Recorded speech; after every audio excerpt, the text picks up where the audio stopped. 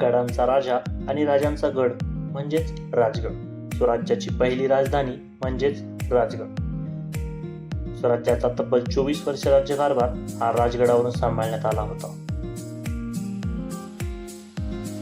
सह्याद्री म्हटले की सुंदर पाऊलवाटा, झाडी झुडपं आणि सुंदर दृश्य आलेच. पावसाळ्यामध्ये राजगड बघण्याचा आनंद काही वेगळाच. जेव्हा बालेकिल्ला धुक्यात आड लपतो तेव्हा राजगड स्वर्गाहून सुंदर दिसतो. हाच सुखद क्षण अनुभवण्यासाठी एकाच आठवड्यामध्ये मी 2 वेळा राजगडाला भेट दिली. वातावरण साफ असल्यामुळे संजीवनी माचीच्या रस्त्यावरून राजदरबार स्पष्ट दिसत होता. आज काही धुक्यात आड लपलेला बालेकिल्ला बघण्याचा योग नाही असा विचार करत मी संजीवनी माचीकडे निघालो. संजीवनी माचीकडे जाणारी वाट ही खूपच सुंदर आहे. छोटीशी पाऊलवाट, दाट झाडी आणि उजव्या बाजूला दिसणारा तोरणा किल्ला. या दृश्यांमुळे उत्साह अजूनच वाढत होता. मी आणि माझे मित्र अजूनच वेगाने संजीवनी माचीकडे निघालो. थोड्याच वेळात आम्ही संजीवनी माचीवरती पोहोचलो. संजीवनी माचीवरून दिसणारे दृश्य याचे वर्णन शब्दात करणे हे कठीणच. संजीवनी माचीवर बसून मला नेहमीच खूप आनंद होतो. मनाला अत्यंत शांतता मिळते. हेच दृश्य डोळ्यात आणि मनात कैद करून आम्ही परतीची वाट थोड्या वेळाने पकडली.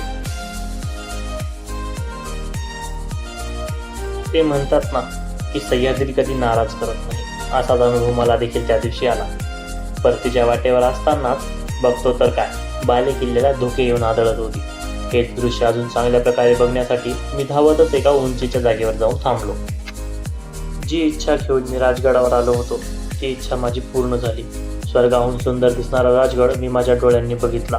हे दृश्य मनामध्ये आणि माझ्या कॅमेऱ्यामध्ये कायमस्वरूपी मी कैद केले.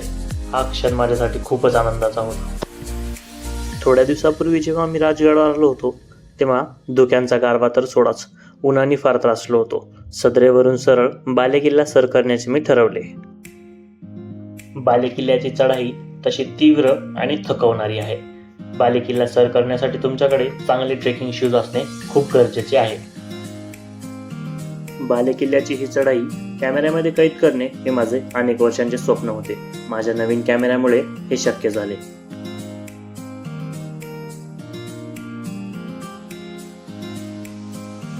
माझ्या कॅमेऱ्याकडे कुतूहलाने बघणारे देखील काही चेहरे भेटले. त्यांच्यामुळे माझा उत्साह देखील वाढला.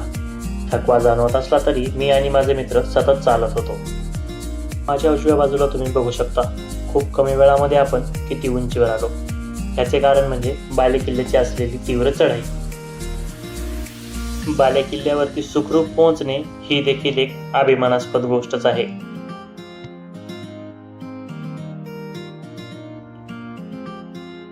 उकाडा सहन करत का होईना शेवटी आम्ही बालेकिल्ल्याच्या दरवाजात पोहोचलो.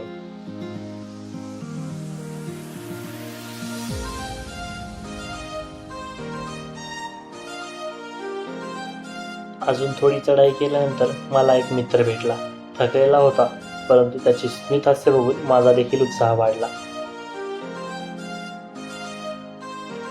लगेच थोड्या वेळात सह्याद्रीतील काही मित्र भेटले. असे मित्र तुम्हाला सह्याद्रीत प्रत्येक ट्रेकवरती भेटतील. शेवटी बालेकिल्ल्यावर पोहोचल्यानंतर तेथून दिसणाऱ्या दृश्याचा आनंद घेत आम्ही बराच वेळ तेथे घालवला.